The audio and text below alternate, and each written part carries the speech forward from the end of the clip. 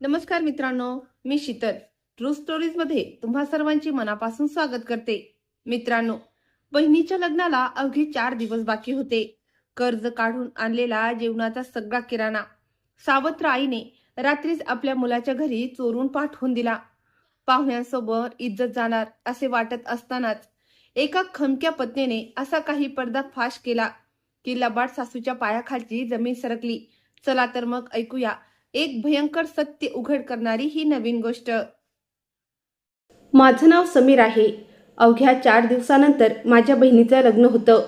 कॅटरने मला लग्नाच्या जेवणाच्या सामानाची एक यादी करून दिली होती। मला ऑफिसमधून पगार मिळताच त्यात थोडे स्वतःचे पैसे घालून मी त्या यादीप्रमाणे लग्नातील जेवणाचा सगळा किराणा माल आणून घरात ठेवला होता। यामध्ये माझे जवळजवळ 20,000 रुपये खर्च झाले होते। मी तो सगळा माल घरातील स्टोर रूममध्ये ठेवून दिला होता आणि माझ्या पत्नीला स्पष्ट सांगितलं होतं की या सामानापैकी कोणतीही गोष्ट घरातील रोजच्या वापरासाठी काढू नका। दुसऱ्या दिवशी माझ्या पत्नीनं मला सांगितलं, तुमच्या आईनं स्टोर रूममधील सगळा किराणा माल त्यांच्या छोट्या मुलाच्या घरी पाठवून दिला आहे। मी काहीच बोललो नाही, शांत राहिलो। पण लग्नाच्या दिवशी रात्री जेव्हा आई माझ्यावर सर्वांसमोर ओरडली आणि म्हणाली की पाहुण्यांसाठी जेवण का तयार झाले नाही, तेव्हा मी हळूच आईच्या कानात अशी एक गोष्ट सांगितली जी ऐकून तिथे उपस्थित असलेल्या सगळ्यांच्या पायाखालची जमीन सरकली। मी माझी बाई घराच्या अंगणात उभी करत होतो।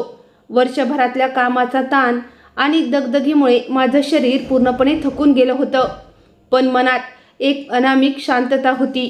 वर्षभर ऑफिसच्या धावपळीत आणि उशिरापर्यंत काम केल्यानंतर मला फक्त माझ्या बहिणीचं लग्न आरामात आणि शांततेत पार पाडायचं होतं। माझी इच्छा होती की माझी बहीण सन्मानाने आपल्या सासरी जावी, तिच्या लग्नात कोणतीही उणीव भासू नये आणि तिचं आयुष्य नेहमी आनंदाने भरलेलं राहावं। माझ्या घरात माझी लहान बहीण सानिया, पत्नी मधुरा, माझा 4 वर्षाचा मुलगा राज आणि माझी सावत्र आई राहत होती। सावत्र आईला एक मुलगाही होता ज्याचं लग्न तिने आधीच करून दिलं होतं। माझ्या बाबांनी हयातीतच त्याला राहण्यासाठी एक वेगळं घर खरेदी करून दिलं होतं। तो तिथेच राहायचा, कारण माझ्या बाबांना हे अजिबात आवडत नव्हतं की त्यांचा दुसरा मुलगा आमच्या सोबत राहावा। माझ्या लग्नानंतर काही कालावधीतच बाबांनी सावत्र आईचा मुलगा राहुलचेही लग्न उरकून घेतलं होतं आणि त्याच्यासाठी दुसऱ्या भागात एक वेगळं घर विकत घेऊन त्याला दिलं होतं। तो त्याच्या कुटुंबासह तिथेच राहत होता। इकडे सावत्र आई मात्र आमच्याच घरात आमच्यासोबत राहत असे। तिथे कधी काळी आमची स्वतःची आई असायची। आमच्या आईच्या जाण्यानंतर बाबांनी त्या बाईसोबत दुसरं लग्न केलं होतं। जेव्हा आम्ही सर्व भावंडे खूप लहान होतो तेव्हा सावत्र आई तिच्यासोबत तिचा मुलगा मुकुललाही घेऊन आली होती। मुकुलसोबत आमची कधीच जमली नाही। बाबांना ही गोष्ट चांगलीच जाणवत होती, त्यामुळे जेव्हा आम्ही मोठं झालो तेव्हा बाबांनी मुकुलला आमच्या घरातून लवकरच वेगळं करून दिलं होतं। हे सगळं सावत्र आईला अजिबात आवडलेलं नव्हतं, पण बाबांनी तिला आधी स्पष्ट सांगितलं होतं, तुला वाटलं तर तू तुझ्या मुलाकडे जाऊन राहू शकतेस। तू त्याचीही आई आहेस आणि माझी पत्नी सुद्धा आहेस, त्यामुळे तुला जिथं राहावंसं वाटेल तिथे तू राहू शकतेस। सावत्र आईचं जिथं मन लागायचं तिथे ती निघून जायची। त्यानंतर काही काळानं बाबांचं निधन झालं। बाबा हयात होते तोपर्यंत सगळं काही सुरळीत चालू होतं, कारण बाबा कोणावरही अन्याय होऊ देत नव्हते। सावत्र आई खूप चतुर बाई होती। ती माझी बहीण सोनिया सोबतही कधी कधी खूप कडक वागायची, रागवायची, पण बाबा नेहमी तिच्या अशा वागण्यावर तिला फटकारायचे आणि नेहमी आपल्या मुलाबाळांचीच बाजू घ्यायचे। आम्ही आमच्या सावत्र आईचा कधीच तिरस्कार केला नाही। आम्ही तिला मान द्यायचो, तिची इज्जत करायचो, पण तिचे नेहमी तिच्या स्वतःच्या मुलावरच जास्त प्रेम होते। तिला असंच वाटायचं की तिचा एकच मुलगा आहे आणि आम्ही तिला परकेच आहोत, पण तरीही आम्ही दोघे भावंड तिची खूप काळजी घ्यायचो, तिचा मान राखायचो। आम्ही कधीही तिच्याशी मोठ्या आवाजात बोललो नव्हतो, पण बाबांच्या मृत्यूनंतर मात्र घरातील सगळी व्यवस्था बिघडून गेली होती। माझी पत्नी मधुरा सुद्धा खूप भोळी आणि साधी होती। जेव्हापासून बाबा वारले होते तेव्हापासून सावत्र आई जास्तीत जास्त वेळ तिच्या मुलाच्या घरीच राहू लागली होती।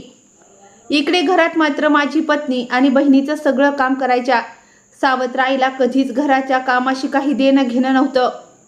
ती नेहमी माझ्या पत्नीपेक्षा मुकुलच्या बायकोला जास्त महत्त्व द्यायची. बाबांच्या मृत्यूस आता 2 महिने पूर्ण झाले होते. बाबांची इच्छा होती की त्यांनी स्वतःच्या हयातीतच सानियाचं लग्न करून द्यावं, पण तोपर्यंत तिचं स्थळ ठरलं नव्हतं. बाबा वारल्यानंतर बरोबर 1 हप्त्यानंतर सानियासाठी एक उत्तम स्थळ आलं आणि ते लोक लवकरच लग्न उरकून घेऊ इच्छित होते. मी स्वतःशी पक्क वचन दिलं होतं की मी माझ्या बहिणीचं लग्न अगदी तसेच करीन जसं बाबांना करायचं होतं. मला अजिबात वाटत नव्हतं की लग्नात कोणतीही उणीव राहो किंवा कोणी मला असा ताना मारो की वडिलांच्या निधनानंतर बहिणीचं लग्न नीट पार पाडलं नाही. मी माझ्या बहिणीच्या लग्नासाठी रात्रंदिवस मेहनत करत होतो आणि माझ्या पत्नीलाही सांगितलं होतं की घरात थोडा खर्च जपून करत जा. लग्नाचे दिवस आता खूप जवळ आले होते. लग्नाला अवघे 4च दिवस शिल्लक राहिले होते. मला ऑफिसमधून पगार मिळाला होता आणि काही पैसे मी आधीच बाजूला करून ठेवले होते.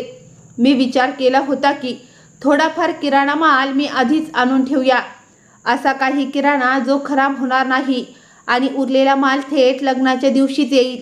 मी कॅटर जवळून यादी बनवून घेतली होती आणि ती यादी घेऊन बाजारातून सामान खरेदी केलं होतं. तो सगळा माल मी घरातल्या स्टोअर रूममध्ये व्यवस्थित लावून ठेवला होता. या सगळ्या कामात माझे जवळपास 7,000 रुपये खर्च झाले होते. ही रक्कम कदाचित तुमच्यासाठी मोठी नसेल, पण माझ्यासाठी हा माझ्या कष्टाचा घाम होता. माझ्या जागून काढलेल्या रात्री होत्या आणि त्या छोट्या छोट्या इच्छा होत्या ज्या मी पैसे वाचवण्यासाठी दाबून ठेवल्या होत्या. मी हे सगळं फक्त आणि फक्त माझ्या बहिणीच्या खुशीसाठी केलं होतं. मला तिच्या लग्नात कोणतीही कसर सोडायची नव्हती. पैसे माझ्याकडे अजूनही होते, पण सध्या फक्त एवढाच माल आणता आला होता. मी तिच्या दागिन्यांचे व इतर सामानाचे देखील थोडे थोडे सामान आणून गोळा करत होतो आणि मी माझ्या पत्नीलाही सांगितले होते की तू सानियाला विचारून तिच्या पसंतीचे कपडे बाजारातून घेऊन ये. त्या दोघीजणीही खरेदी करत होत्या.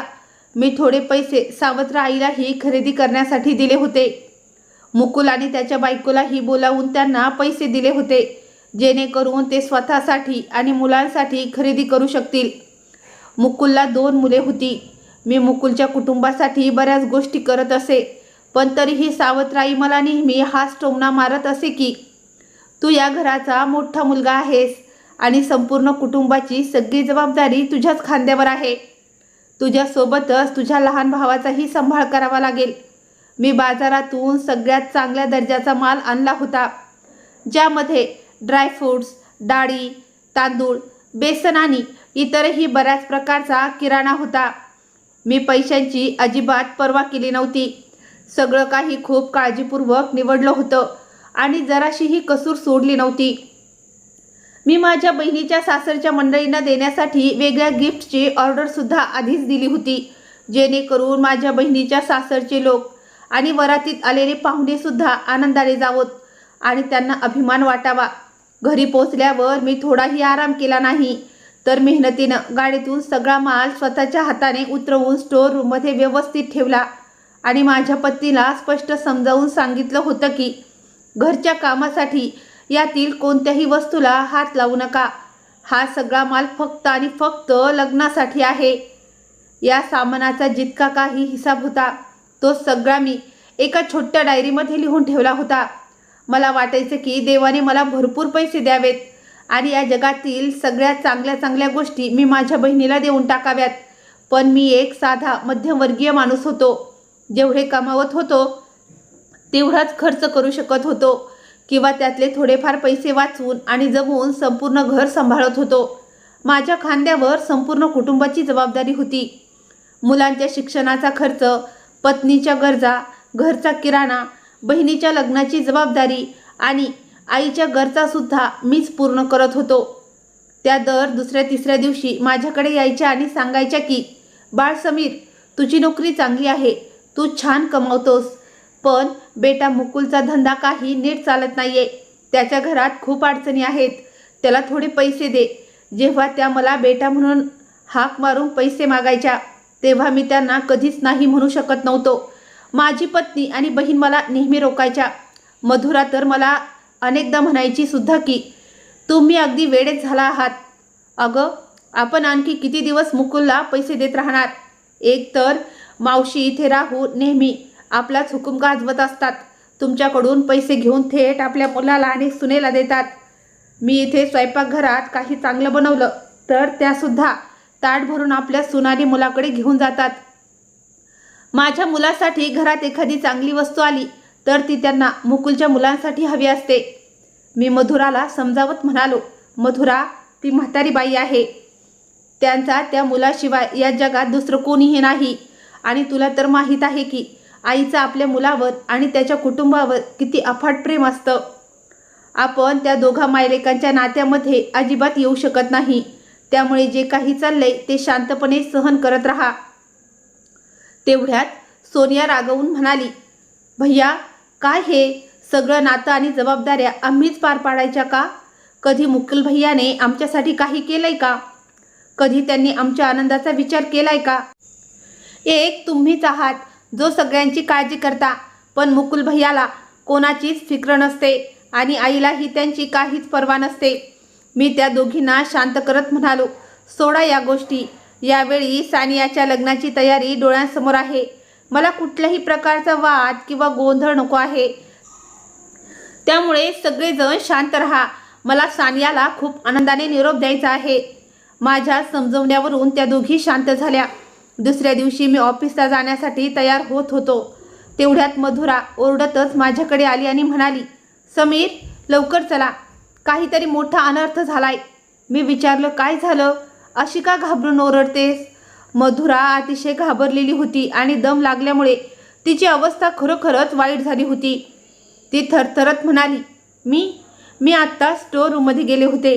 काल तुम्ही जे सगळं सामान स्टोअर रूममध्ये ठेवलं होतं तिथे आता काहीच उरलेलं नाही. मी तिला म्हणालो, अगं, वेडी झालीस का? मी स्वतःच्या हातानं स्टोअर रूममध्ये सामान ठेवून त्याला व्यवस्थित कुलूप लावलं होतं. तिनं उत्तर दिलं, नाही, तिथे आता अजिबात सामान नाहीये. तुम्ही माझ्यासोबत चला, जर तुम्हाला माझा विश्वास बसत नसेल तर. मी शर्टचे बटणं लावत असताना ती काम तसेच सोडून स्टोअर रूमच्या दिशेने धावलो. मी पाहिलं तर स्टोअर रूमच्या दरवाजाचे कुलूप उघडे होते. मी स्टोअर रूमच्या आत गेलो तर तिथला सगळा किराणा माल गायब होता. हे पाहून माझी छातीच बसली. मी वेड्यासारखा इकडे तिकडे पाहू लागलो. मी स्टोअर रूममधील जुन्या सामानामध्ये मी आणलेला माल शोधू लागलो, पण तिथे मी आणलेला एकही डबा किंवा वस्तू नव्हती. हे बघून माझ्या पायाखालची जमीन सरकली. सगळं असं गायब झालं होतं की जणू काही तिथं काही नव्हतंच. मला माझ्या डोळ्यांवर अजिबात विश्वास बसत नव्हता. मी तरीही कदाचित मी एखादं स्वप्न पाहत असेन या आशेनं संपूर्ण खोली पुन्हा पुन्हा तपासली, पण नाही. स्टोअर रूममध्ये मी आणलेला माल खरंच नव्हता. मी मधुराला विचारलं, तू इथं कधी आलीस? तिनं सांगितलं, मी तर सकाळी आले होते. जेव्हा मी इकडून जात होते तेव्हा स्टोअर रूमचा दरवाजा उघडा होता. मी लगेच तुम्हाला सांगायला आले. मी फिरून संपूर्ण घर पाहिलं. घरातील बाकीचे सगळे सामान आपापल्या जागी व्यवस्थित ठेवलेलं होतं. ना घरातून दुसरं काही चोरीला गेलं होतं, ना पैसे गेले होते. फक्त मी स्टोअर रूममध्ये ठेवलेला लग्नाचा सगळा किराणा माल गायब झाला होता. तेव्हाच माझ्या डोक्यात एक विचार विजेसारखा चमकून गेला आणि माझ्या पाठीत एक थंडगार लाट पसरली. या घरात माझी सावत्र आई सुद्धा राहत होती. अशी व्यक्ती जिच्याकडे घरातल्या प्रत्येक गोष्टीची खबरबात असते. त्यांना हे सुद्धा चांगलंच माहीत होतं की स्टोअर रूमची चावी कुठे ठेवलेली असते. मी काही क्षण शांत उभा राहिलो आणि स्वतःला सावरण्याचा प्रयत्न करू लागलो. कदाचित काहीतरी गैरसमज झाला असेल, कदाचित यामागं दुसरं काही कारण असेल, असं मी स्वतःची समजूत घातली. मी मधुराला म्हणालो, या गोष्टीबद्दल सानियाला काहीही सांगू नकोस आणि तू तुझ्या स्वयंपाकघरात जाऊन तुझं काम कर. इथे जास्त आरडाओरड करण्याची अजिबात गरज नाही. मी तसा सावत्र आईच्या खोलीत गेलो, पण त्या तिथे नव्हत्या. कदाचित बाथरूममध्ये आंघोळ करत असाव्यात. माझं लक्ष त्यांच्या बाजूच्या टेबलवर पडलेल्या मोबाईलवर गेलं. मी मोबाईल हातात घेतला. त्यात एक मेसेज होता जो आईच्या नंबरवरून मुकुलच्या नंबरवर पाठवला होता. त्या मेसेजमध्ये स्पष्ट लिहिलं होतं, बेटा, उद्या सकाळी ड्रायव्हरला गाडी घेऊन लवकर पाठवून दे. समीर जो सामान घेऊन आला आहे ते सगळं मी तुझ्या घरी पाठवून देते. तो मेसेज पाहताच मला असं वाटलं की जणू कोणीतरी माझ्या तोंडावर जोराची थापड मारली आहे. माझे हजारो रुपये, माझ्या कष्टाची कमाई, एक एक गोष्ट जी मी अतिशय काळजीपूर्वक माझ्या बहिणीच्या लग्नासाठी गोळा केली होती, त्याची नजर फक्त आणि फक्त त्या सामानावर होती. मला त्या स्टोअर रूममधील सगळा माल आठवला. त्याने ती संपूर्ण खोली भरून गेली होती. आता स्टोअर रूमची खोली पूर्णपणे रिकामी झाली होती. माझा श्वास गुदमरल्यासारखा होऊ लागला. माझ्या डोक्यात एकच प्रश्न वारंवार फिरत होता की आता मी काय करू? जेव्हा हे सगळं सानियाला कळेल तेव्हा ती खूप संतापेल, ज्यामुळे घरातील वातावरण आणखी बिघडेल. मी सुद्धा सावत्राईला थेट जाब विचारू शकत नव्हतो. आता मी माझ्या बहिणीच्या लग्नासाठी पैशाची जुळवाजुळव कुठे करू? पुन्हा सामान कुठून विकत आणू? अजून मला इतरही बरीच कामं करायची होती. माझी पत्नी मधुरासुद्धा चांगल्या प्रकारे समजली होती की हे सगळं कुणाचं काम असू शकतं. माझ्या सांगण्यावरून ती पूर्णपणे शांत झाली होती आणि आपल्या कामाला लागली होती. पण तिच्या मनात काय चाललं असेल हे मी चांगल्या प्रकारे जाणत होतो. मी तो मोबाईल पुन्हा तसाच जागीच ठेवून दिला आणि सावत्राईच्या खोलीतून बाहेर आलो. खरं सांगायचं तर जर माझ्या सावत्राईने आयुष्यात पहिल्यांदाच घराच्या अशा सामानाला हात लावला असता तर मी स्वतःची अशी समजूत काढली असती की ही त्यांची कुठली तरी चूक किंवा नासमजपणा असेल. पण या घरात सावत्राईसोबत राहत मला बरीच वर्ष लोटली होती, त्यामुळे मला चांगल्या प्रकारे माहीत होतं की जेव्हा तिच्या मुलाचा म्हणजेच मुकुलचा प्रश्न येतो तेव्हा त्या सर्व मर्यादा ओलांडतात. त्यांना फक्त आणि फक्त मुकुल आणि त्याचे कुटुंबच दिसते. थोड्या वेळानंतर मी माझ्या ऑफिसची बॅग घेण्यासाठी माझ्या खोलीत गेलो तर माझी पत्नी हातात नाश्त्याची ट्रे घेऊन तिथेच उभी होती. तिनं विचारलं, तुम्ही नाश्ता नाही करणार का? मी म्हणालो, मला उशीर होतोय, मी ऑफिसमध्ये जाऊन नाश्ता करेल. तिने अत्यंत दुःखी आवाजात म्हटलं, मला चांगलंच ठाऊक आहे हे सगळं कोणी केलंय. मंजिला, तुमचा तिळमात्रही विचार करत नाहीये. त्या कशा प्रकारची बाई आहेत? त्या बाईला एवढं सुद्धा समजून येत नाही की तुम्ही त्यांचा किती आदर करता. त्यांना या गोष्टीची साधी जाणीवही झाली नाही की तुम्ही तो सगळा किराणा माल सानियाच्या लग्नासाठी आणला होता. यामध्ये शेवटी त्यांचीही इज्जत जोडलेली होती ना. त्यांनी किमान एवढा विचार करायला हवा होता.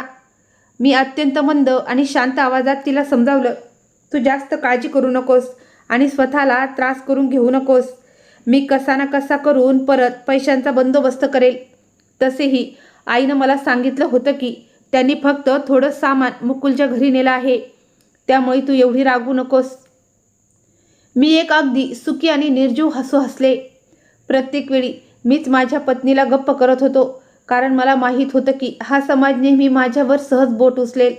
प्रत्येकजण हेच म्हणाला असता की मी त्या म्हाताऱ्या आईला सावत्र समजतो आणि म्हणूनच त्यांचा मान राखत नाही. माझं हे बोलणं ऐकून माझी पत्नी वैतागून म्हणाली, तुम्ही खरोखर पूर्णपणे वेडे झाला आहात. तुम्हीच त्यांना एवढी संधी देत आहात की त्या तुम्हाला सतत उद्ध्वस्त करत चालले आहेत. अरे, मुकुल काही लहान मूल नाहीये. तो नोकरी करतो, आपल्या कुटुंबाचा भार तो स्वतः उचलू शकतो.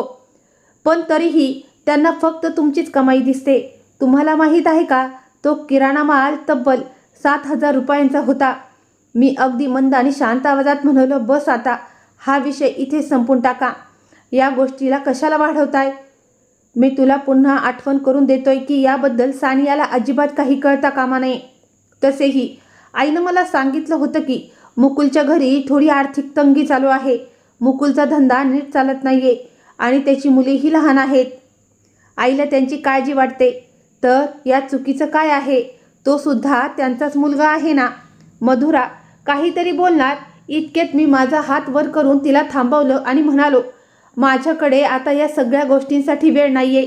मी निघालोय. एवढे बोलून मी घराबाहेर पडलो. ऑफिसमध्ये माझा संपूर्ण दिवस खूप चिंतेत गेला आणि मी हाच विचार करत राहिलो की आता मी काय करू. अजून माझी बरीचशी कामे करायची बाकी होती. लग्नाला आता अवघे 3 दिवस उरले होते आणि 3 दिवसानंतर घरात विविध कार्यक्रम सुरू होणार होते. मी आधीच मुकुललाही खूप काही देऊन टाकलं होतं आणि आता आई हा असा प्रताप करून मला आणखीनच संकटात टाकत होती. त्यांनी कोणालाही न सांगता, अगदी न विचारता परस्पर एवढा सारा किराणा माल मुकुलच्या घरी पाठवून दिला होता. त्यांच्यासाठी मी एक चालतं बोलतं ATM मशीनशिवाय दुसरं काहीच नव्हतं. कधीच त्यांनी मला प्रेमाने आपला मुलगा म्हणून हाक मारली नव्हती. कधीच त्यांनी असा विचार केला नव्हता की मी किती प्रचंड मेहनत करतो. शेवटी हे सगळं असं किती दिवस चालणार. मला माझ्या कुटुंबाचाही तर विचार करावा लागतो ना. मधुरा अतिशय साधी आणि भोळी होती, पण आईसोबत राहून आणि त्यांचे असले प्रताप पाहता पाहता आता ती सुद्धा त्यांच्या चुकांचा राग माझ्यावरच काढू लागली होती. आता मी एका खूप मोठ्या अडचणीत येऊन अडकलो होतो. घरात लग्नाची जोरदार तयारी सुरू झाली होती. सजावट करणारा माणूस आला होता. दर्जीकडे दिलेले कपडे सुद्धा शिवून आले होते. या लोकांनाही पैशांची भरपाई करायची होती. मला या क्षणी खूप मोठ्या रकमेची गरज होती, पण आईला जणू कशाची काहीच फिक्र नव्हती. आणि असतीही कशामुळे? आम्ही त्यांची स्वतःची मुले थोडीच होतो. आम्ही तर त्यांच्या पतीची पहिली मुलं होतो ना. तेव्हा तर त्यांनी कधीच माझा किंवा सानियाचा विचार केला नव्हता. मला माझ्या कुटुंबाची इज्जत वाचवायची होती आणि लग्नासाठी सामानाचा काही ना काही बंदोबस्त करायचाच होता. मी जेव्हा घरी आलो तेव्हा पाहिलं की सजावट करणाऱ्या माणसाने घराची सजावट करायला सुरुवात केली होती. माझी पत्नी पुन्हा माझ्याजवळ आली. माझा हात हातात घेत म्हणाली, काय झालं? खूप अस्वस्थ आणि त्रस्त दिसत आहात. मी माझा घाम पुसत म्हणालो, नाही, मी अजिबात त्रस्त नाहीये. तेवढ्यात मला सानियाचा आवाज ऐकू आला. ती धावतच माझ्याकडे आली आणि म्हणू लागली, भैया, दर्जीला पैसे द्यायचे आहेत. मला पैसे देऊन टाका. मी माझी निराशा तिच्यासमोर लपवली. माझ्या पर्समधून पैसे काढून तिच्या हातावर टेकवले. ती निघून गेली. त्यावेळी मला काही सुचत नव्हतं. कशातच मन लागत नव्हतं.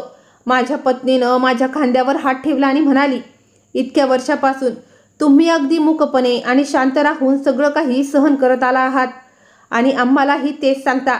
पण यावेळी मंजिलांनी जे कृत्य केलंय ते अजिबात योग्य नाहीये, हे तुम्ही सुद्धा चांगल्या प्रकारे जाणता. पण मी आता पक्क ठरवले की मला त्यांच्यासोबत काय करायचं आहे. लग्नाला अजून 2 दिवस बाकी आहेत. उद्या हळदीचा सोहळा आहे. उद्याही सगळे पाहुणे घरात हजर असतील. तुम्ही फक्त बघा की मी उद्यापर्यंत काय करते ते. मी थक्क होऊन मधुराकडे पाहिलं आणि विचारलं, तू काय करणार आहेस?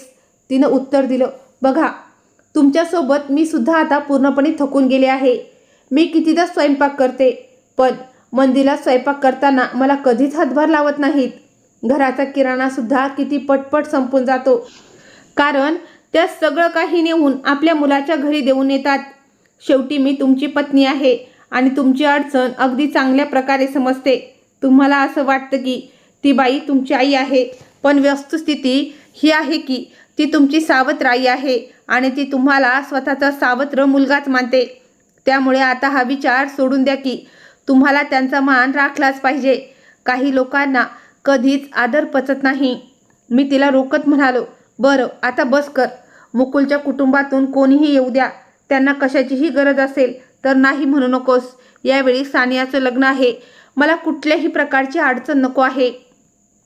मधुरा म्हणाली, ठीक आहे, पण मला जे करायचं आहे ते मी करूनच दाखवणार. तुम्ही सहन करत राहा, पण मी आता अजिबात सहन करणार नाही. मी विचारलं, तू वेडी झालीस का? लोकांसमोर माझा अपमान व नाचक्की करायची आहे का तुला? तिनं रागात उत्तर दिलं, बस, मी आता खूप थकली आहे. मी दुःखी आहे. तुम्हाला असं बघून मला आणखीनच त्रास होतो. माझाही परिवार आहे. माझंही एक छोटं मूल आहे.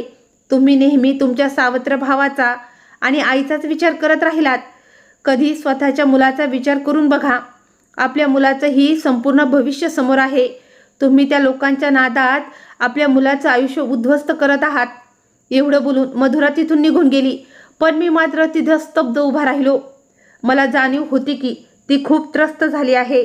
आमच्या कुटुंबाच्या या साध्या आणि शांत स्वभावाला आमची सर्वात मोठी कमजोरी समजून घेण्यात आलं होतं. कधी जर मी मुकुलला पैसे देण्यास नकार दिला असता तर त्याची पत्नी लहान मुलांना सोबत घेऊन रडत रडत आमच्या घरी निघून यायची. ती एकदम उदास चेहरा करून रडक्या आवाजात सांगायची, भैया, मी खूप अडचणीत आहे. मुकुलचे काम अजिबात नीट चालत नाहीये. असं वाटतंय की या महिन्यात आमचे खाण्यापिण्याचे हाल होतील. आपला निभावच लागणार नाही. माझी पत्नी मला नेहमी सांगायची की ती घरातून पूर्ण नाटक पाठ करून येते. हे सगळं ढोंग आहे आणि हे सगळे आपापसात मिळून असे करतात. पण मला हे सगळं माहीत असूनही त्या निष्पाप लहान मुलांचा चेहरा पाहिला की मला दया यायची आणि मी तिला पैसे देऊन टाकायचो.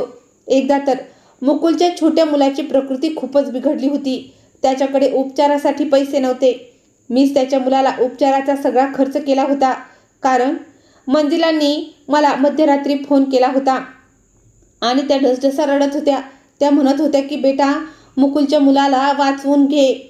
मी लगेच उपचाराच्या बिलासाठी 10,000 रुपये ट्रान्सफर केले होते. दुसऱ्या दिवशी सकाळी मी लंच ब्रेकच्या वेळी रुग्णालयातही जाऊन आलो होतो. मुलासाठी दूध, ड्रायपर आणि खाण्याच्या काही गोष्टी घेऊन गेलो होतो. त्यावेळी मुकुलची पत्नी अनुष्का हिने माझा हात पकडून डोळ्यात अश्रू आणून म्हटलं होतं की भैया, तुमचे खूप खूप धन्यवाद. जर तुम्ही नसतात तर माझ्या मुलाचं काय झालं असतं देवच जाणे. पण त्यानंतर काही दिवसांनी मी अनुष्काला सोशल मीडियावर एक फोटो पोस्ट करताना पाहिलं. ती कुठल्या तरी बड्या नेल आर्ट पार्लरमध्ये हेअर स्पा करून नवीन हँडबॅगसोबत फोटो काढत होती आणि कॅप्शनमध्ये तिनं लिहिलं होतं की स्त्रिया कितीही अडचणीत असल्या तरी त्यांनी स्वतःवरचे प्रेम कधीही सोडता कामा नये. माझ्या पत्नीचे असे कोणतेही फाजील शॉक नव्हते. ती अत्यंत समजूतदार आणि आटोक्यात राहणारी बाई होती. ती माझ्या कमाईची आणि माझी खूप काळजी घ्यायची.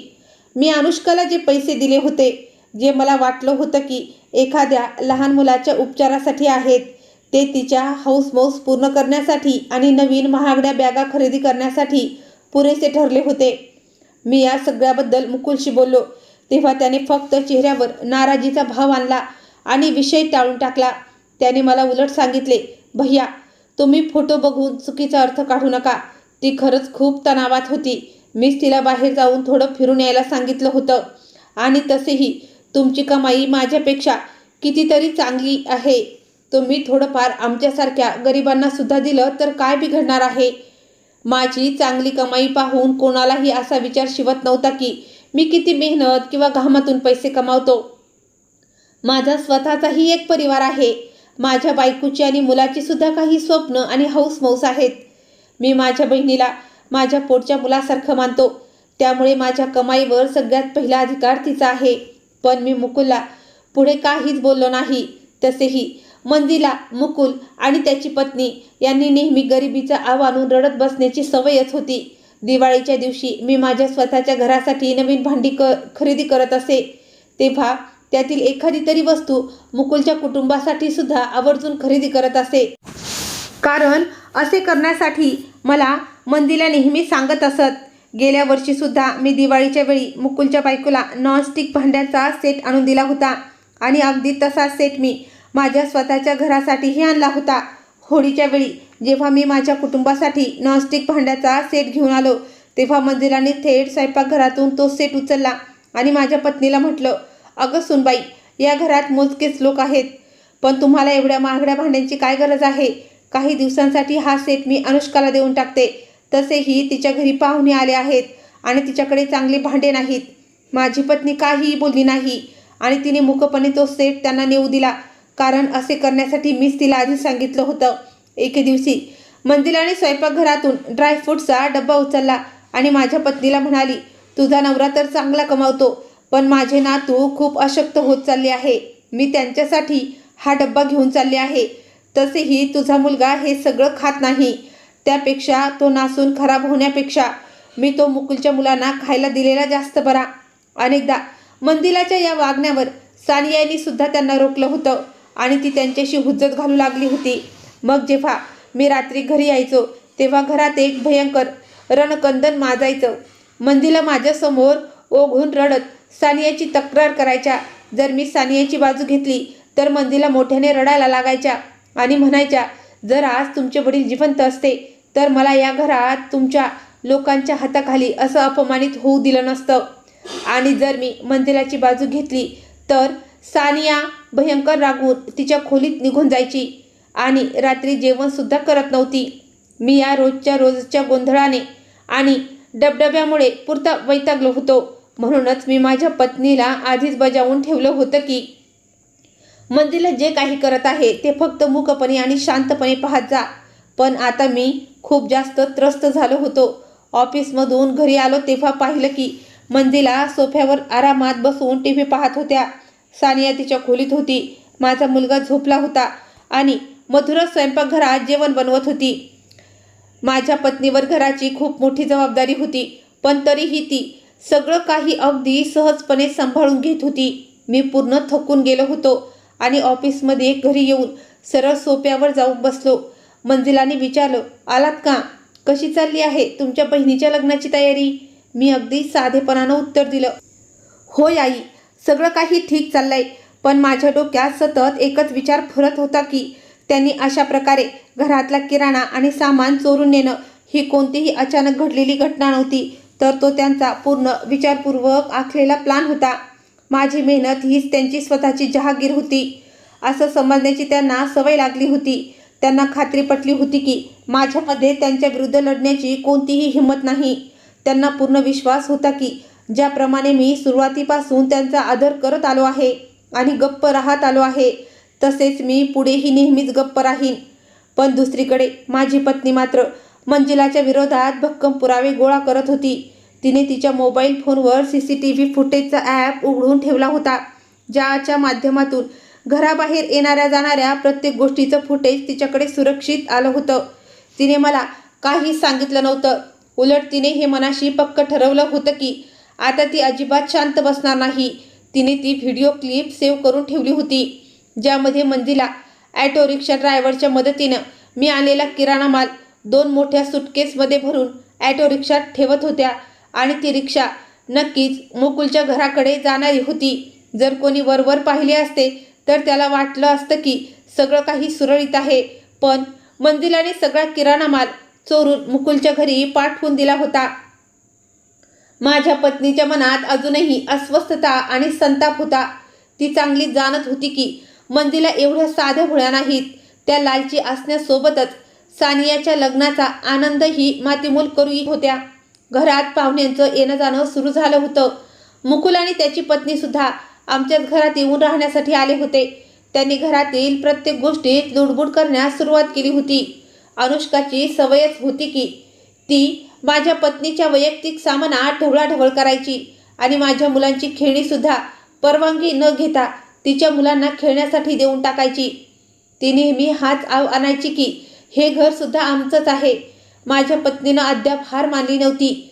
इकडे मुकुलचे संपूर्ण कुटुंब आमच्या घरात होते.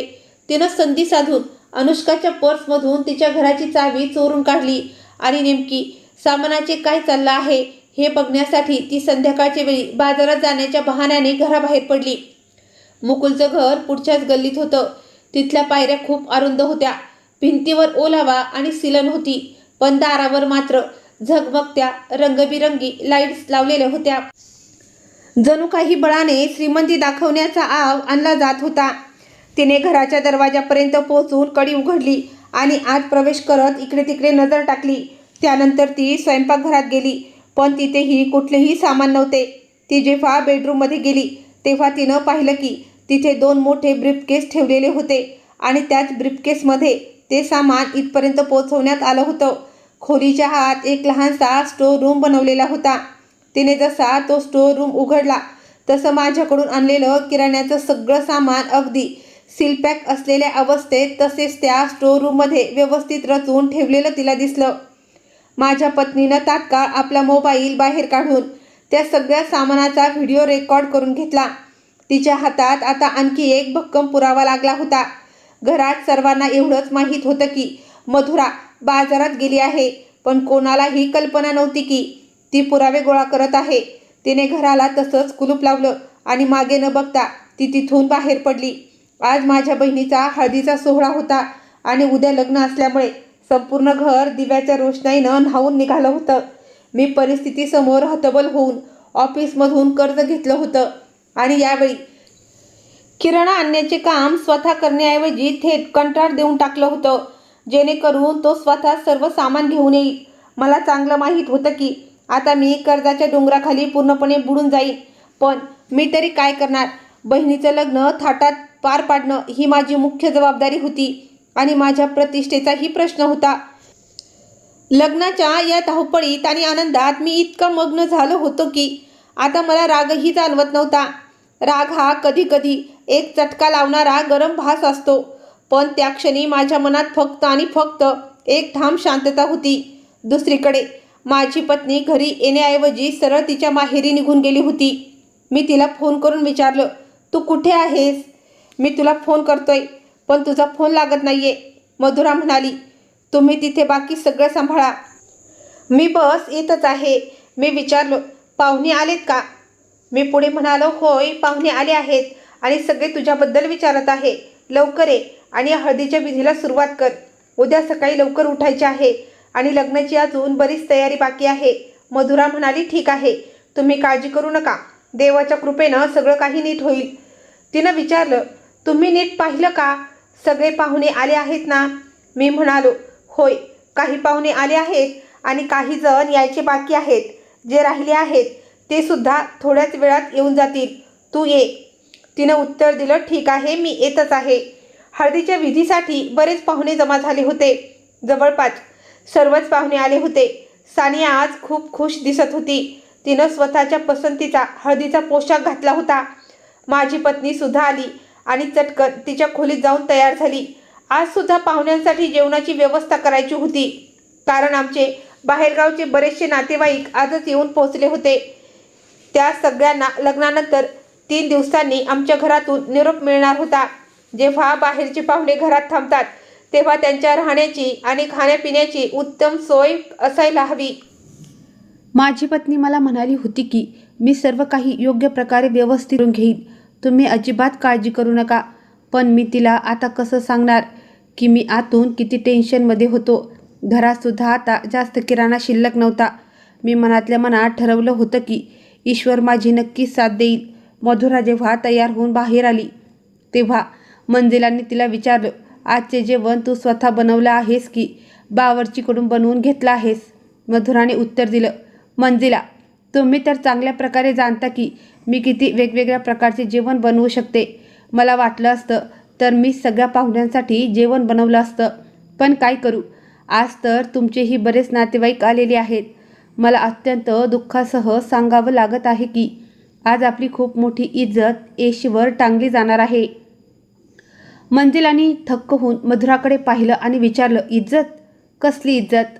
मधुरा म्हणाली, तीच की घरात आज पाहुण्यांसाठी जेवणाचा बंदोबस्त करण्यासाठी पुरेसा किराणाच उरलेला नाहीये आणि जो काही किराणा माल समीर लग्नासाठीच्या जेवणासाठी आणून ठेवला होता तो सगळा माल तुम्ही परस्पर मुकुलच्या घरी पाठवून दिलात. आता काय होणार? उद्याच्या वरातीसाठी तर जसा तसा समीरने दुसऱ्या मार्गाने जेवणाचा बंदोबस्त करून घेतला आहे, कारण उद्या वरात येणार आहे. पण आजसुद्धा घरात आपले सगळे नातेवाईक आणि शेजारी हजर आहेत, जे नेहमी तुमची स्तुती करतात. आज जर त्या लोकांना जेवण मिळाले नाही तर काय होईल? मला तर या गोष्टीची कमालीची चिंता वाटायला लागली आहे. मंजिला ओरडतच म्हणाल्या, अगं तू वेडी झालीस का? हे काय बडबड करतेस? तू जेवण बनवलं नाहीस आणि एवढ्या आरामात व तयार होऊन येऊन मला सांगतेस की पाहुण्यांसाठी जेवणच नाही आहे. थोड्याच वेळात हळदीचा सोहळा सुरू होणार होता. या संपूर्ण संध्याकाळला माझी पत्नी एका भयावह आणि धाडसी शांततेत बदलवणार होती. पण हे ऐकून मात्र मंजिलाचे धाबे दणाणले होते आणि त्यांचा घाम फुटला होता. जेव्हा लग्नातील पाहुण्यांची यादी बनवली जात होती तेव्हा मंजिलांनी मला आधीच सांगितलं होतं की माझे अनेक नातेवाईक आहेत आणि मुकुलच्या लग्नाच्या वेळी तुमचे वडील हयात होते, पण त्यांनी माझ्या नातेवाईकांना बोलवले नव्हते. पण मी आता माझ्या सर्व नातेवाईकांना बोलावू इच्छिते. त्यांनी जवळपास 150 लोकांची नावे यादीत ॲड करून घेतली होती, जे फक्त लग्नाच्या दिवशी नाही तर लग्नाच्या 1 दिवस आधीपासून इन्व्हाइट होते आणि ते सगळे पाहुणे आज तिथे उपस्थित होते. मी आजच्या दिवसासाठी सुद्धा बावर्चीचा बंदोबस्त केला होता, पण मधुराने मला तसं करण्यास स्पष्ट मना केलं होतं. तिने मला सांगितलं होतं की तुम्ही बावर्चीकडून फक्त लग्नाच्या मुख्य जेवणाच्या यादीतच 1 दिवस अगोदरच्या जेवणाचा किराणा माल सुद्धा ॲड करून घ्या. बाकी मी आमच्या शेजारच्या शीतल आंटीसोबत मिळून जेवण बनवून घेईन. शीतल वहिनी या तशाही घरगुती जेवणाचे काम करणाऱ्या होत्या, ज्या स्वतःच्या घरून जेवण बनवून ऑनलाईन जेवण विकण्याचे काम करत होत्या. मी सुद्धा विचार केला की याच पैशांची बचत होईल. पण आता तर प्रत्यक्षात घरात किराणाच उरला नव्हता. मी याबद्दल मधुराशी आधीच बोललो होतो की आपण लग्नाच्या 1 दिवस आधीच्या फंक्शनमध्ये काय करू, पाहुण्यांना खाण्यासाठी काय वाढू. तेव्हा तिने मला सांगितलं होतं की तुम्ही अजिबात काळजी करू नका, मी सर्व काही व्यवस्थित सांभाळून घेईन. याच कारणास्तव मी आजच्या दिवसाचा संपूर्ण कार्यक्रम माझ्या पत्नीच्या जबाबदारीवर सोडून दिला होता. पण मला अजिबात कल्पना नव्हती की तिच्या डोक्यात नेमकं काय शिजत आहे. तिकडं मंजिला आणि मधुरा यांच्यात जोरदार खडाजंगी व वाद सुरू झाला होता. मंजिला आज खूप नटून बाहेर आल्या होत्या. त्यांनी आपल्या सर्व नातेवाईकांना मोठ्या अभिमानानं सांगितलं होतं की मी माझ्या मुकुलमध्ये आणि या दोन्ही मुलांमध्ये कधीही कोणताही भेदभाव केला नाही. मी या दोन्ही मुलांची मोठ्या लाडाने आणि प्रेमात परवरिश केली आहे.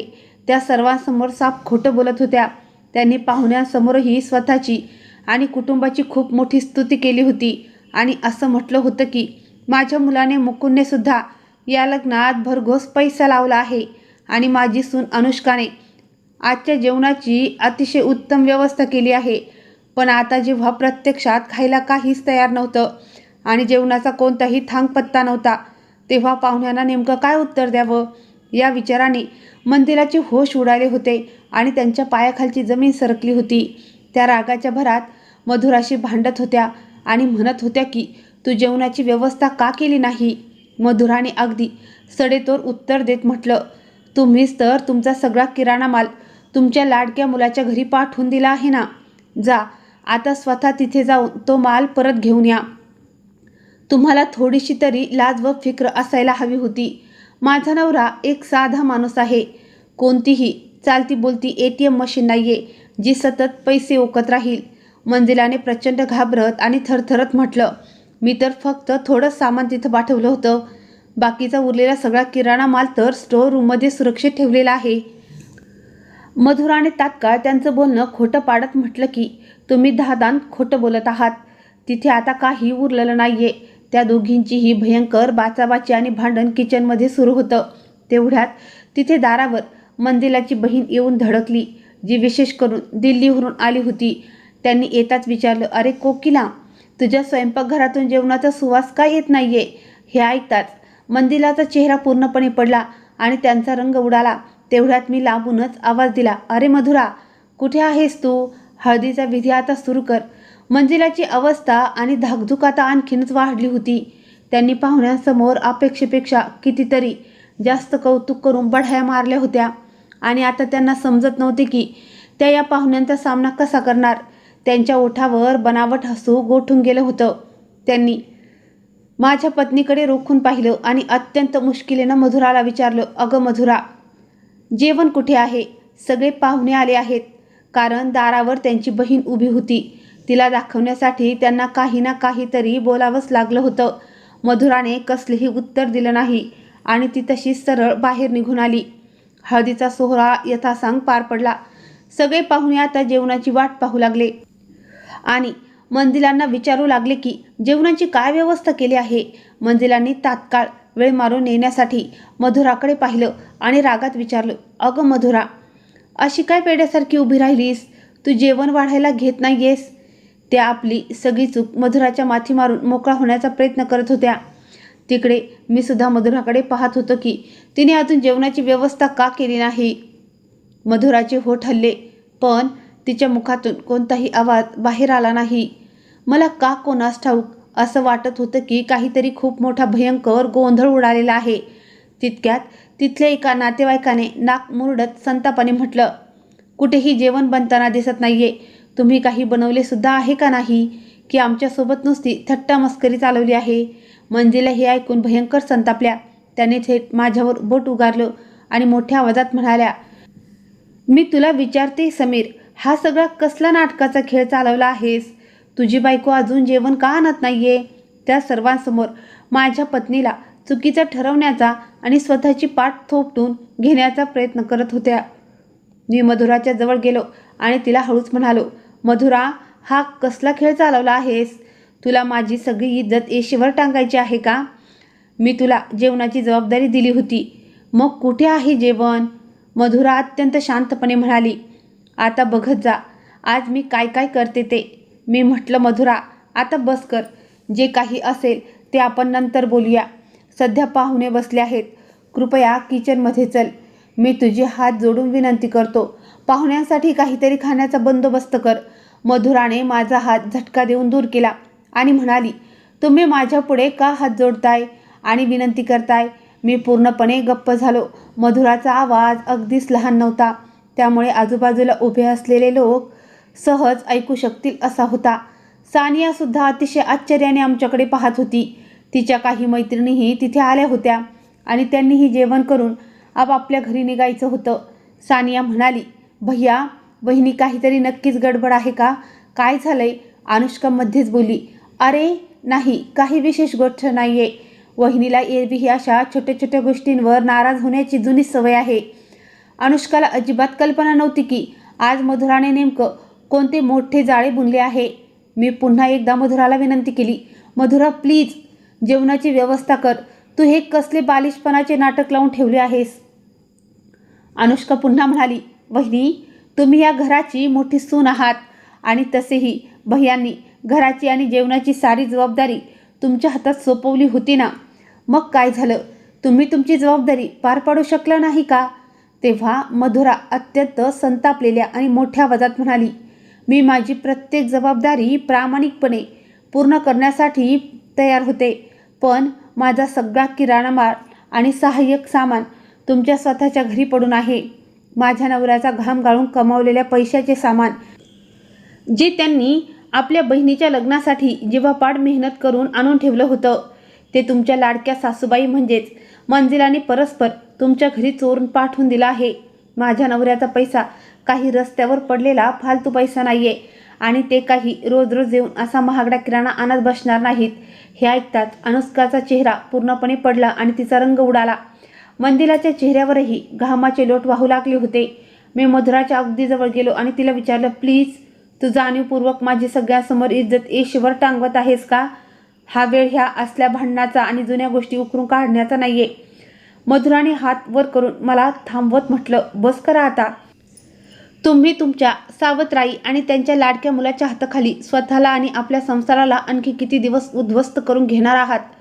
आपल्या घरातील अर्ध्याहून अधिक किराणा आणि सामान मंजिलांनी मुकुलच्या घरी परस्पर पोचवून दिला आहे. तिथे उपस्थित असलेले सर्व पाहुणे आणि नातेवाईक एकदम शांतपणे हे सगळं थक्क होऊन ऐकत होते. कदाचित कोणालाही याची अजिबात अपेक्षा नव्हती की आज मधुरा अचानक अशा प्रकारे पाहुण्यांसमोर जाहीरपणे भडकून उठेल. मुकुलने घाबरून आपली आई कोकिला यांना बाजूला ओढलं आणि हळूच विचारलं, आई, हे वहिनी काय म्हणतायत? कोकिलांनी त्याचा हात जोरात झटकून टाकला आणि रागावून म्हणाल्या, तू गप्प बस एकदम. त्यानंतर मंजिलाने माझ्याकडे रोखून पाहिलं आणि अत्यंत आवाशाने म्हणाल्या, समीर, तुझ्या या बायकोकडून आमची सार्वजनिक ठिकाणी इज्जत लुटवण्यासाठी आणि बेइज्जती करण्यासाठी तू मला आणि माझ्या पाहुण्यांना या घरात बोलवले होतेस का? मी पूर्णपणे गप्प राहिलो. माझ्याकडे बोलण्यासाठी काहीच उरलं नव्हतं. मी रागाने डोळे मोठे करून मधुराकडे पाहिलं, पण तिच्या डोळ्यात ती मात्र ही भीती किंवा घबराट नव्हती. मला आता लख्ख समजावून चुकलं होतं की ती आता पूर्वीसारखी अबलाबाई राहिली नाही, जी सासूचे टोमणे आणि अन्याय मुकपणे सहन करून डोळ्यातले पाणी गिळून गुपचूप स्वयंपाकघरात निघून जायची. तिने माझ्या सावत्राईचे आजवर शेकडे टोमणे ऐकले होते. त्यांच्या अनेक चुकीच्या आणि जाणीव करून दिलेल्या त्रासाला निमूटपणे सहन केलं होतं. तिने जर आधीच ठरवलं असतं तर ती आधीच आवाज उठवू शकली असती, पण ती फक्त आणि फक्त माझ्या इज्जतीसाठी आणि माझ्या खातर आजवर सर्व काही सहन करत ओठांवर कुलूप लावून गप्प राहत होती. मधुरा आता अत्यंत संत आणि धीमे पावलं टाकत लिव्हिंग रूमच्या दिशेने पुढे निघून गेली. तिथला प्रत्येक क्षण अत्यंत सुन्न होऊन आणि थक्क होऊन फक्त तिच्याकडे टक लावून पाहत होता. मंजिला, मुकुल आणि अनुष्का आता प्रचंड अस्वस्थ आणि धास्तावलेले होते, कारण त्यांना लख्ख समजलं होतं की आज मधुरा नक्कीच काहीतरी असा मोठा धमाका करणार आहे, ज्यामुळे त्यांची सर्वांसमोर ढिंड निघणार आणि भयंकर इज्जत एशीवर टांगली जाणार. मधुरा माझ्याकडेही अत्यंत रागाने आणि रोखून पाहत होती. त्यानंतर तिने एक नजर तिथे उपस्थित असलेल्या सर्व पाहुण्यांवर टाकली आणि प्रत्येक शब्द अतिशय स्पष्ट आणि ठळक उच्चारत म्हणाली, आज तुम्ही सगळेजण इथे जेवणाचा आस्वाद घेण्यासाठी आला आहात, पण कदाचित तुम्हा लोकांना एक महत्त्वाची गोष्ट माहीतच नाहीये.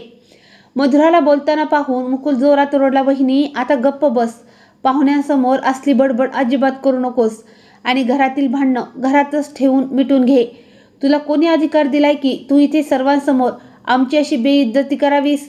मधुराने मुकुलकडे अत्यंत चीड आणणाऱ्या नजरेनं पाहिलं आणि स्पष्ट शब्दात खडं सुनावत म्हणाली, बस, आता खूप झालं तुमचे सगळं नाटक. जेव्हा तुझी आई माझ्या घरातून सर्व सामान चोरून नेऊन तुला आणून देते, तेव्हा तर तुम्ही दोघेही मोठ्या मजेनं आणि निर्लज्जपणे माझ्या पतीच्या घामाची कमाई दोन्ही हातांनी लुटून खात असता. घरातील कर्जाचा आणि पैशाचा सारा बोजा तुम्ही लोकांनी एकट्या माझ्या नवऱ्याच्या खांद्यावर लादलेला आहे. या जगाला आणि बाहेरच्या लोकांना नेहमी असंच वाटते की समीर हा त्यांचा सावत्र मुलगा आहे, त्यामुळे तो आपल्या आईची कोणतीही काळजी घेत नसेल आणि तिची हेळसांड करत असेल. पण तुम्हा लोकांना काय माहीत आहे की या बिचाऱ्या माणसाची स्वतःची जन्मदाती आई या जगामध्ये हयात नाही. तो आपल्या सावत्र आईसाठी जर एवढं सर्व काही जीवापाड करत असेल तर मग सख्ख्या आईसाठी तिने काय काही केलं नसतं. पण आज मी या जगासमोर आणि तुम्हा सगळ्यांसमोर संपूर्ण सत्य उघडं पाडणार आहे. सानिया, मला माफ कर. मला तुझ्या लग्नाचा हा आनंदाचा सोहळा आणि फंक्शन अजिबात खराब करायचं नव्हतं, पण याशिवाय माझ्याकडे दुसरा कोणताही पर्याय उरलेला नाही. म्हणूनच आज मी हे सगळं सत्य सर्वांसमोर उघड करत आहे.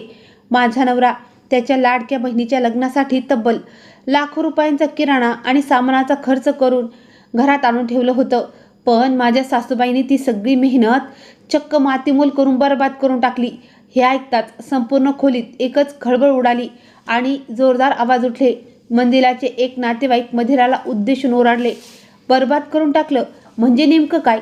मधुराने मुकुलकडे बोट दाखवत स्पष्ट केलं, त्यांनी माझ्या घरातून पहाटेच्या अंधारात आम्ही उठण्यापूर्वी सगळा किराणा माल आणि महागडं सामान 2 मोठ्या सुटकेसमध्ये भरून त्यांच्या या लाडक्या मुलाच्या घरी पोहोचवून दिलं, जेणेकरून तो आणि त्याचं कुटुंब आरामात बसून आमच्या पैशावर ताव मारू शकतील. त्यांनी एकदाही असा विचार केला नाही की माझा नवरा किती प्रचंड मेहनत आणि काबड कष्ट करून पैसे कमावतो. चला, तो विषय सोडून द्या. शेवटी तो त्यांचा सावत्र मुलगा आहे असे समजून त्यांनी हा अन्याय केला असेल, आपण मानूया. पण मंदिरला जर नेहमीच आमच्या घरातल्या प्रत्येक लहान मोठी वस्तू आणि किराणा परस्पर मुकुलच्या घरी वाहून नेतात. इतकंच काय, पण त्या घरात एक दमडी किंवा 1 रुपया हे शिल्लक ठेवत नाहीत. त्यांना नेहमी फक्त आणि फक्त मुकुलचीच काळजी आणि फिकीर असते. पण आज मला हे स्पष्टपणे सांगायचं आहे की आज सगळा विषय सानियाच्या लग्नाचा होता. एका मुलीच्या लग्नात किती प्रचंड पैसा खर्च होतो ही गोष्ट तुम्हा सर्वांना चांगलीच माहीत आहे. मुलीचं लग्न करणं ही काही खाल्लेली खीर नाही, अत्यंत आव्हानात्मक काम असतं. माझ्या पतींनी एक एक पैसा आतोनात कष्ट करून पायी पायी जोडून आपल्या बहिणीच्या लग्नासाठी जेवणाचा आणि इतर गोष्टीचा बंदोबस्त केला होता. केवळ जेवणच नाही तर हुंडा, पाहुण्यांचं आदरातिथ्य, वरातीचं स्वागत आणि अशी नको तेवढी कामे असतात जी पार पाडावी लागतात आणि प्रत्येक लहान मोठ्या कामासाठी पैशांची गरज असते. त्यांनी हर्षला या सगळ्या गोष्टीत कधीही कसलीही मदत केली नाही. उलट त्यांनी स्वतःहून सगळा किराणा माल आणि महागड्या वस्तू उचलून न विचारता मुकुलच्या घरी परस्पर पोचवून दिल्या. हे ऐकताच कोकिला यांच्या चेहऱ्याचा रंग भयंकर लागाने लालबुंद झाला. त्यांनी अतिशय तावातावानं आणि दराडून म्हटलं, होय, मीच घेऊन गेले होते सामान. माझ्या स्वतःच्या मुलाच्या घरीच तर दिला आहे ना. माझा स्वतःचा मुलगा आहे तो समीर, तो माझा मुलगा आहे. त्याच्या कमाईवर माझा सुद्धा पूर्ण अधिकार आहे. तू या घराची केवळ एक सून आहेस, त्यामुळे थोडं फार सामान जर तुझ्या दिराला दिलं तर तुमच्या घरात कोणतीही गरिबी येणार नाही. हे ऐकून मधुराच्या ओठावर एक उपरोधिक आणि संतापजनक हसू उमटलं. तिने स्पष्ट शब्दात सुनावलं, नाही कोकिलाजी, तुम्ही समीरला कधीही आपला खरा मुलगा मानलंच नाही. जर मानलं असतं तर तुम्ही त्याच्या कष्टाची आणि कमाईची थोडी तरी कदर केली असती. सानियाला जर तुमची स्वतःची मुलगी मानलं असतं तर तिच्या लग्नाच्या कामात तुम्ही आवर्जून बरोबरीची हिस्सेदारी घेतली असती. तिच्या डोक्यावर आईच्या प्रेमाचा हात ठेवून तिला भरभरून आशीर्वाद दिले असते. पण तुम्हाला तर फक्त आणि आजच्या या सगळ्या तमाशाचा सामना मला कधी ना कधी करावाच लागणार होता, याची मला कितीतरी महिन्यापूर्वीपासून पूर्ण खात्री पटली होती. त्यानंतर मधुरा थेट कपाटाकडे गेली आणि तिने एक महत्त्वाची फाईल बाहेर काढली. त्या फाईलमधून तिने आधीच एक प्रिंट काढून घेतलेलं बिलाचं कागदपत्र होते आणि उपस्थितांपैकी एकामागून एकाला ते बिल दाखवत ती म्हणाली, हे बघा, हे मिठाईचं बिल आहे, हे फळाच्या गिफ्टचे बिल आहे आणि या सगळ्याची ऑनलाईन पेमेंट माझ्या पतीच्या बँक अकाउंटमधून झाली आहे. एकूणच काय तर माझ्या नवऱ्याचा बहुतांश कष्टाचा पैसा मुकुल आणि त्याच्या परिवाराच्या चैनीबाजीवर उधळला जातो आणि हे सगळं काही करण्यासाठी कोकिलाजी त्यांना जाणीवपूर्वक प्रवृत्त करतात आणि भाग पाडतात. मी पूर्णपणे मानते की कोणालाही संकटाच्या काळात मदत करणे हे अत्यंत पुण्याचं आणि चांगल्या मनाचं लक्षण आहे. पण या महागाईच्या काळात एका सामान्य माणसाने आधी स्वतःच्या कुटुंबाचं पोट भरावं की आपल्या भावाच्या कुटुंबाचे लाड पुरवत बसावं.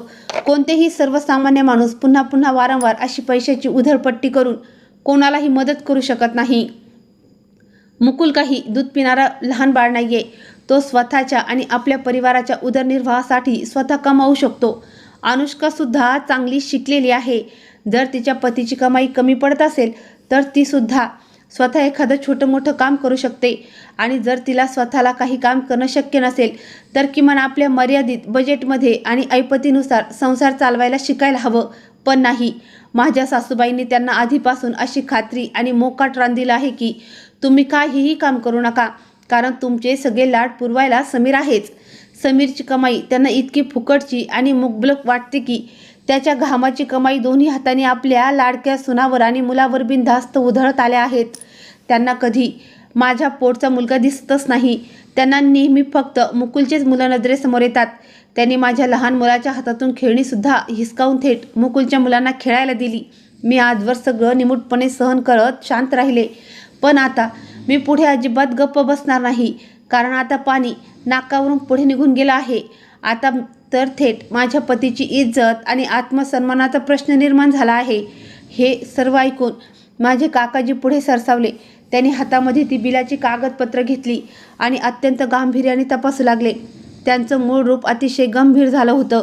त्यांनी माझ्याकडे रोखून पाहिलं आणि विचारलं, बेटा समीर, हे सगळं काही ती बोलतीये ते खरोखर सत्य आहे का? मी अत्यंत मऊ आणि शांत आवाजात उत्तरलो, होय काकाजी, हे सगळं अगदी 100% सत्य आहे. कोकिलाजींनी पाहिलं की आता प्रकरण हाताबाहेर जात आहे आणि आपली पोल खोल होत आहे तेव्हा त्यांनी तात्काळ सावध होत विषय बदलण्याचा प्रयत्न केला आणि ओरडत म्हणाल्या, हे सगळे धादांत खोटे आहे. मी कधीही समीरवर असा कोणताही दबाव टाकला नाही की त्याने मुकुलच्या कुटुंबाला पैसे द्यावेत किंवा त्यांचा सगळा खर्च उचलत बसावा. तो हे सगळं आपल्या स्वतःच्या मर्जीनं आणि एक मोठा भाऊ असल्याच्या नात्यानं प्रेमानं करतो. सांग बेटा समीर, मी अगदी खरं बोलतोय ना? काकांजीने माझ्याकडे पाहिलं. त्यांनी प्रेमाने माझ्या खांद्यावर हात ठेवला आणि विचारलं, बेटा तू मला खऱ्या अर्थाने सांग, नक्की काय प्रकार आहे?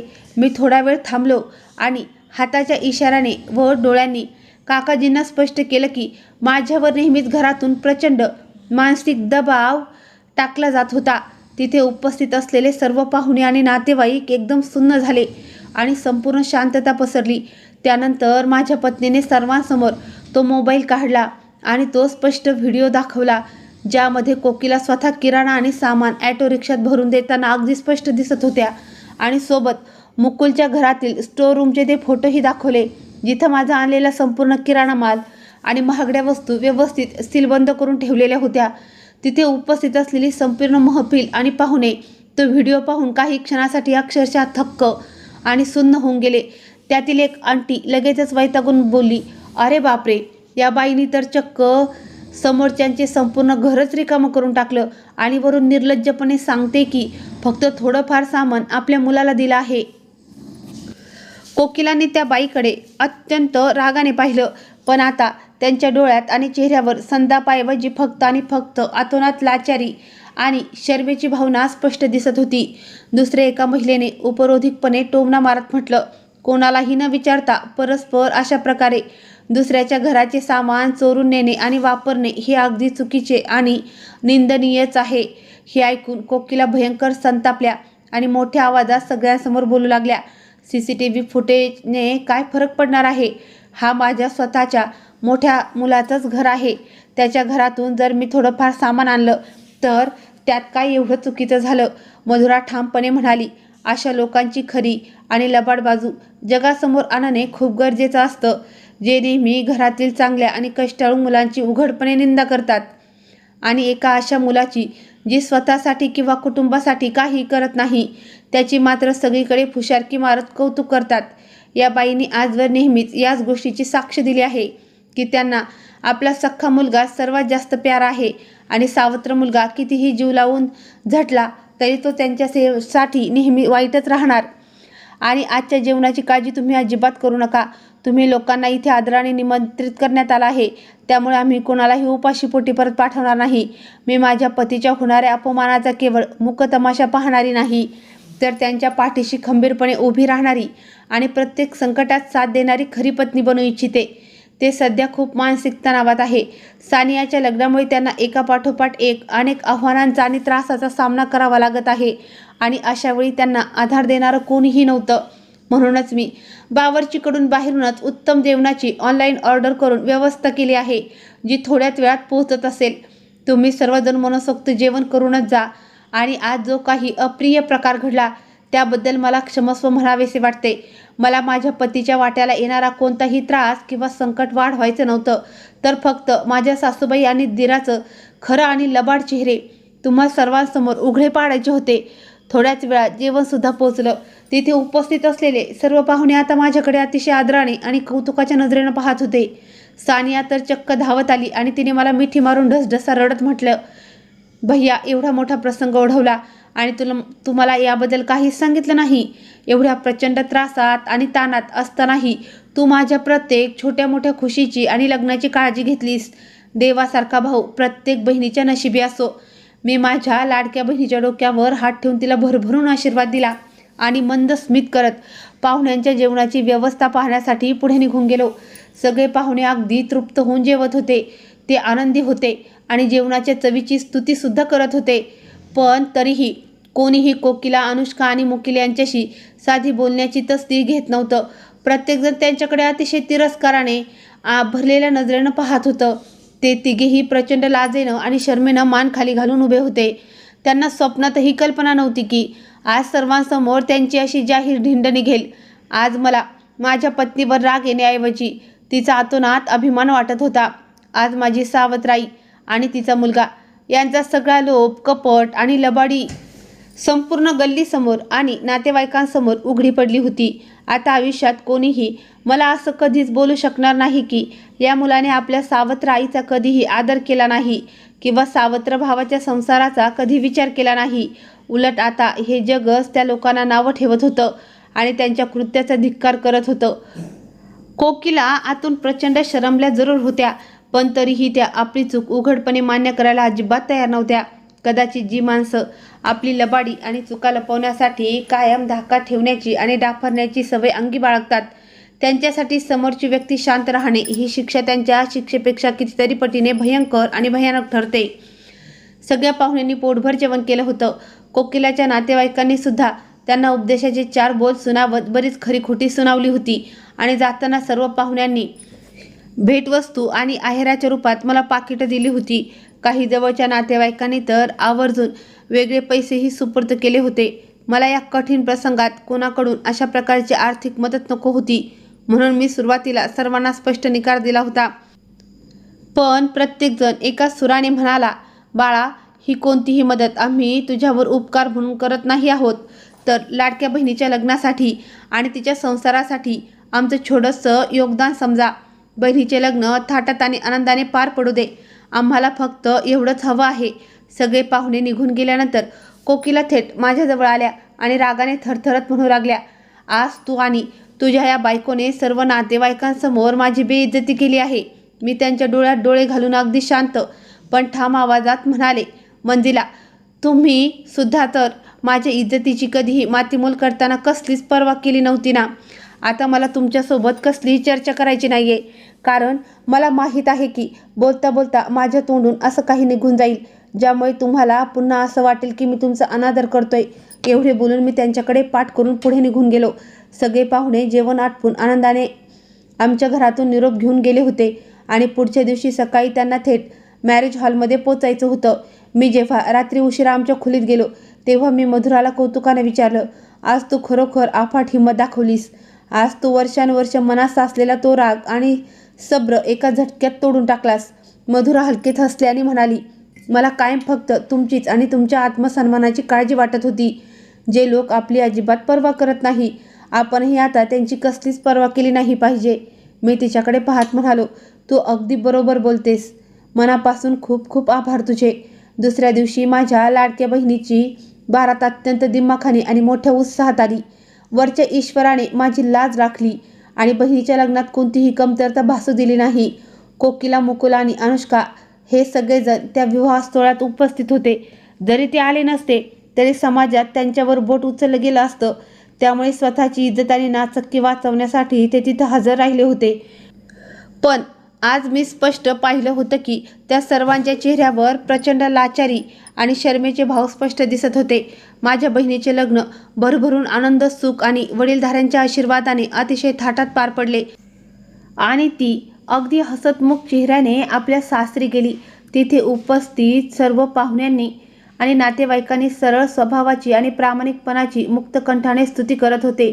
कोकिल आणि मुकुल यांना आता पक्की खात्री पटली होती की माझी पत्नी आता त्यांच्या या स्वार्थी वागण्याशी कधी संबंध ठेवणार नाही आणि जर असे झाले तर त्यांचे स्वतःशी खूप मोठे आर्थिक नुकसान होणार होते.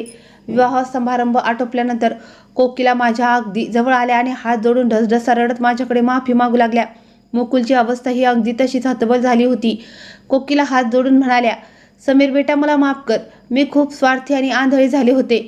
तू अगदी बरोबर म्हणतोयस की मी नेहमी माझ्या पोटच्या मुकुलला जास्त महत्त्व दिले. मी कधीही माझ्या मुकुलला स्वतःच्या पायावर उभं राहून कष्ट करून कमवणे शिकवले नाही. कधीही त्याला हे समजावून सांगितलं नाही की माणसाने नेहमी स्वतःच्या कमाईत संतुष्ट राहावे आणि स्वतःच्या घामाच्या पैशातूनच आपल्या गरजा भागवाव्यात. मी कायम तुझ्याच कमाईवर आणि भरोशावर अवलंबून राहून मोठी चूक केली. बेटा, आम्हाला माफ कर. त्यांनी मधुराची सुद्धा हात जोडून अत्यंत आदराने माफी मागितली. आम्ही दोन्ही पती पत्नींनी त्यांना मोठ्या मानाने माफ केलं, पण त्यांना अगदी स्पष्ट शब्दात बजावून सांगून टाकलं की आता आमचा तुमच्यासोबत फक्त आणि फक्त लांबचा आणि नावापुरता संबंध राहील. आता तुम्ही कायमस्वरूपी मुकुलच्या घरी राहा. जर कधी तुमचं मन झालंच तर तुम्ही आमच्या घरी आदराने पाहुणी बनून नक्की येऊ शकता. आम्ही तुमची पूर्ण आदराने खातर जमा करू, पण पूर्वीसारखे आता आम्ही तुम्हाला आमच्या घरात कायमचे आमच्यासोबत ठेवून घेऊ शकत नाही. मी सुद्धा कोकिलांना एकदम रोखठोक शब्दात सांगून टाकलं की आता मला माझ्या स्वतःच्या कुटुंबाकडे आणि संसाराकडे लक्ष द्यायचे आहे. मला आता दुसऱ्यांच्या बेजबाबदारपणाच्या ओझाखाली जपून राहायचे नाही. मी आजवर कधीही कोणाविरुद्ध आवाज उठवू शकलो नव्हतो, पण माझी खमकी पत्नी मधुराने जगासमोर ते सत्य आणून दाखवलं, जे दाखवणं अत्यंत गरजेचं होतं, जेणेकरून लोकांना कळेल की साध्या भोळ्या आणि सरळ स्वभावाच्या लोकांच्या चांगुलपणाचा कसला गैरफायदा घेतला जातो. आजही मी आणि माझी पत्नी कोकिलांचा आदर करतो आणि मुकुलला माझ्या सख्खा लहान भाऊ मानतो, पण आता पूर्वीसारखा तो जिव्हाळा उरलेला नाहीये. त्यातील सर्वात आनंदाची आणि समाधानाची गोष्ट म्हणजे मुकुल आता हळूहळू जबाबदार बनत चालला आहे. तो आता माझ्या कमाईवर किंवा फुकटच्या पैशावर जगत नाही, तर स्वतः काबाड कष्ट करून मेहनत करण्याची कला शिकला आहे. कोकिला जरी आता आमच्यापासून दूर राहत असल्या तरी आता त्या आमच्या कष्टाची आणि आदराची पूर्ण किंमत जाणतात. सानिया सुद्धा तिच्या सासरी अगदी आनंदात आणि सुखात संसार करत आहे. कधी कधी कोकिला सुद्धा सानियाला आणि तिच्या पतीला मुकुलच्या घरी जेवणासाठी प्रेमाने आमंत्रित करत असतात. हे सगळं चित्र पाहून माझ्या मनात एक अनामिक आनंद आणि अथांग शांतता पसरते. हे बघून मला मनापासून खूप आनंद होतो की माझ्या पत्नीच्या एका योग्य आणि धाडसी पावलामुळे कोकिलाच्या विचारसरणीत किती मोठा बदल घडून आणला. नातेसंबंध जपून ठेवणे ही आपली नक्कीच एक नैतिक जबाबदारी असू शकते, पण आत्मसन्मान गहाण ठेवून कोणतेही नाते टिकवता येत नाही. पण आपल्या चांगुलपणाची किंमत स्वतःला आणि आपल्या कुटुंबाला त्रास देऊन चुकवणे मुळीच गरजेचं नाही. कोणालाही मदत नक्की करा, पण ती इतकीही अंधपणे करू नका की समोरची व्यक्ती तुमच्या मजबुरीला आपला हक्क समजू लागेल.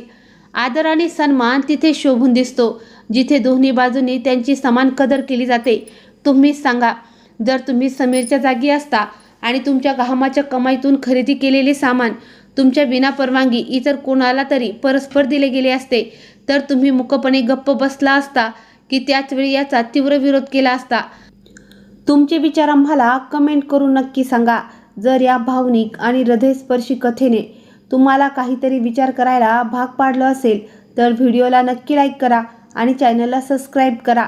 अशाच मनाचा ठाव घेणाऱ्या आणि डोळ्यात अंजन घालणाऱ्या सुंदर कथांसाठी आमच्याशी जोडलेले रहा. तुमचे एक सबस्क्राईब आमच्यासाठी खूप मोलाचे आहे. धन्यवाद.